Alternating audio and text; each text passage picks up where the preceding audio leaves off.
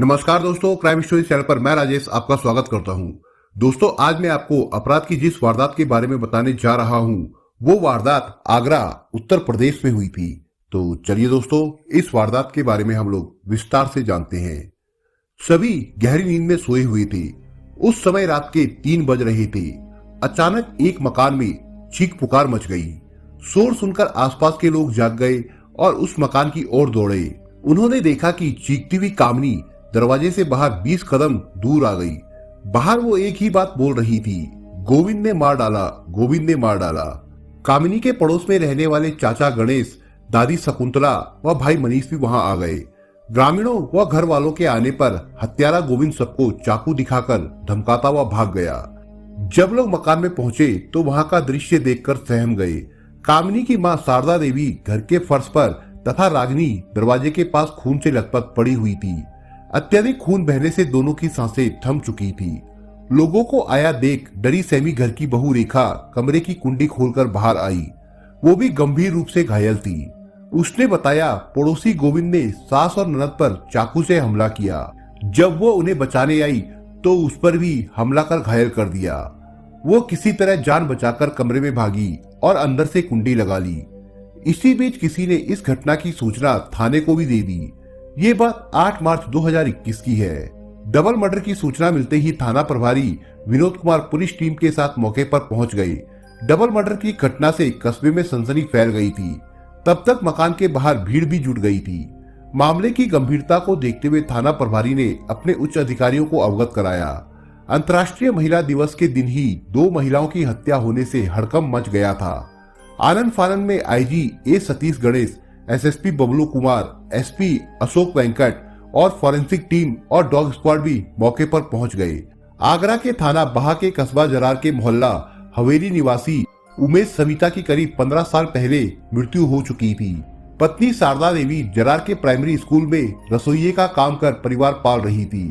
उनके 5 बेटे बेटियों में राहुल और लक्ष्मी की शादी हो चुकी थी। तीसरे नंबर के बेटे मनीष के विवाह की तैयारियां अभी चल रही थी। चौथे नंबर की बेटी रागिनी की पिछले साल बीमारी से मौत हो गई थी। सबसे छोटी कामनी का भी रिश्ता तय हो चुका था। उच्च अधिकारियों ने घटना स्थल का बारीकी से निरीक्षण किया और मां बेटी के कत्ल के दौरान गंभीर रूप से घायल हुई रेखा को उपचार के लिए अस्पताल में भर्ती कराया। मां बेटी के गले व सीने पर चोट के गहरे निशान थे। दोनों की हालत देखने से लग रहा था कि हत्या के लिए बेहद क्रूर तरीका अपनाया गया था। मौत से पहले दोनों ने हत्यारे के साथ संघर्ष भी किया था।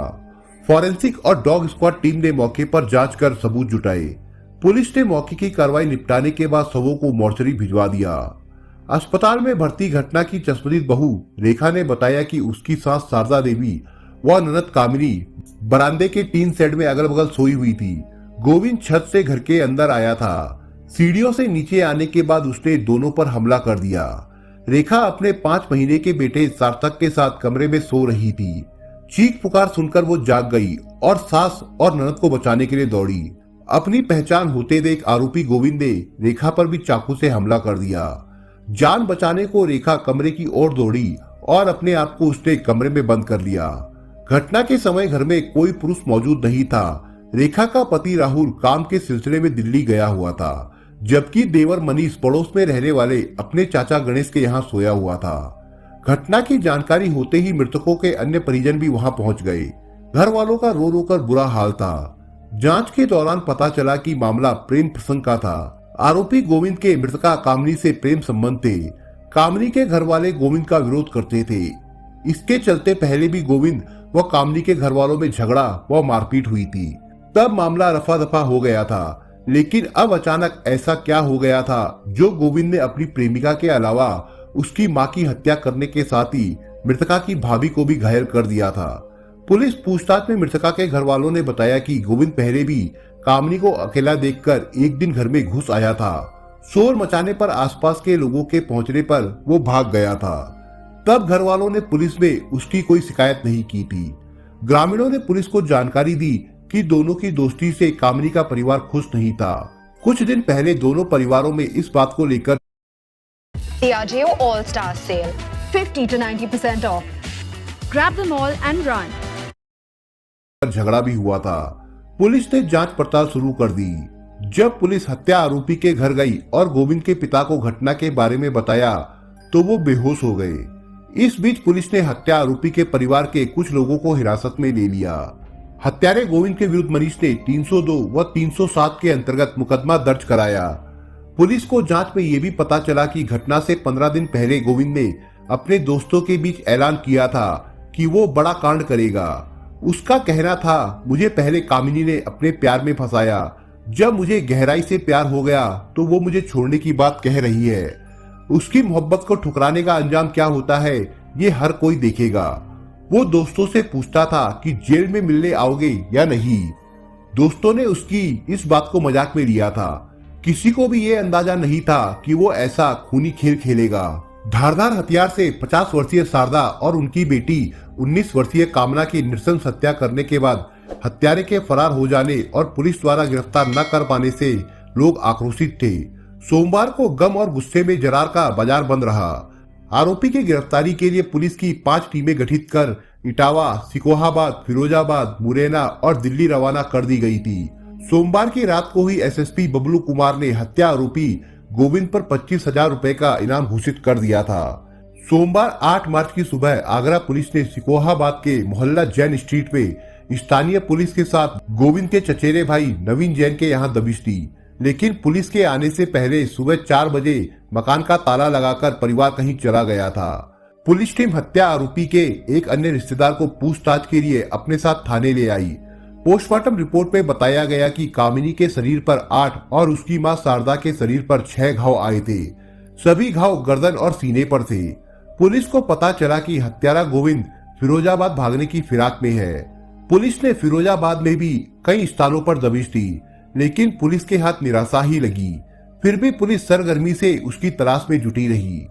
घटना के दूसरे दिन मंगलवार 9 मार्च 2021 की सुबह 7 बजे मुखबिर से सूचना मिली कि गोविंद को जरार से 10 किलोमीटर दूर प्रसिद्ध तीर्थ बटेश्वर में देखा गया है। इस पर तलाश में लगी पुलिस टीम सचेत हो गई। बटेश्वर में पहुंची पुलिस टीम को आरोपी गोविंद बाइक से फिरोजाबाद की ओर जाता दिखाई दिया।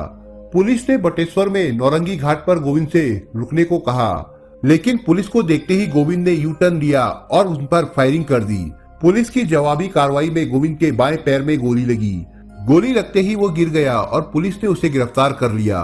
पुलिस ने उसके पास से 315 बोर का एक अवैध तमंचा और 3 कारतूस और एक बाइक बरामद की। घायल गोविंद को पुलिस ने उपचार के लिए अस्पताल में भर्ती कराया। पुलिस पूछताछ में दोहरे हत्याकांड के आरोपी गोविंद ने पुलिस के सामने अपना जुर्म कबूल कर लिया। उसका कहना था, मैं हर रोज दर्द नहीं सह सकता था। गोविंद से पूछताछ के बाद डबल मर्डर की जो कहानी उभर कर सामने आई वो कुछ इस प्रकार से थी। कामिनी और गोविंद बहा के जरार कस्बे के मोहल्ला हवेली में रहते थे। गोविंद का घर कामिनी के घर से 50 मीटर की दूरी पर था। घटना से 1 साल पहले एक दिन कॉलेज जाते समय दोनों की नजरें एक दूसरे से टकरा गई। दोनों ही जवानी की देहरी पर कदम रख चुके थे। गोविंद को कामिनी भा गई, वहीं कामिनी को भी गोविंद अच्छा लगा। फिर अक्सर जैसा 2 युवाओं के बीच होता है उनके बीच भी हुआ। दोनों मिले और शुरू हो गया चोरी छिपे मिलना जुलना और बतियाना। छोटे कस्बे में लड़के लड़की का आपस में मिलना और बात करना आसान नहीं होता। कामिनी और गोविंद अपने भावी जीवन के सपने देखते। जमाने से बेखबर वे अपने प्यार में मस्त रहते, पर गांव देहात में प्यार मोहब्बत की बातें ज्यादा दिनों तक नहीं छिप पाती।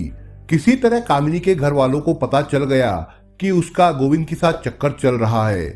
लिहाजा माँ व भाइयों ने उसे समझाया कि वो उस लड़के से मिलना जुलना बंद कर दे।